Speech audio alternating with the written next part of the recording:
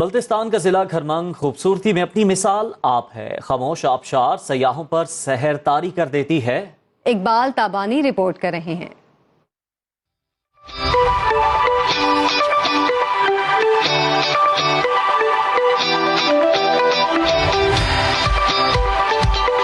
एक 150 फुट बुलंदी से गिरता पानी मशहूर कुन नजारा पेश करता है। खूबसूरत आबशार को देखने के लिए सयाहों की बड़ी तादाद खरमुंग का रुख करती है। इस पूरे एरिया में इस खामोश वाटरफॉल जैसा कोई सीन हमने नहीं देखा। बेसिकली हम दोस्तों के साथ आए हैं तो हमें बहुत ज़्यादा मज़ा आया।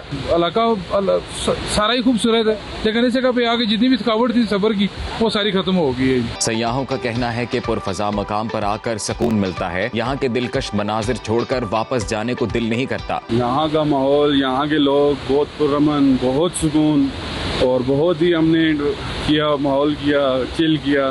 खामोश वाटरफॉल तो बेहतरीन, अमेजिंग कुदरत का बेहतरीन सा चश्मा है। इंफ्रास्ट्रक्चर न होने के बायस मकामी अफराद कुदरती वसाइल से फायदा उठाने से कासिर हैं। बुनियादी सहूलियात की फराहमी से सयाहत को फरोग दिया जा सकता है। इकबाल ताबानी, सुनो न्यूज़, खरमुंग।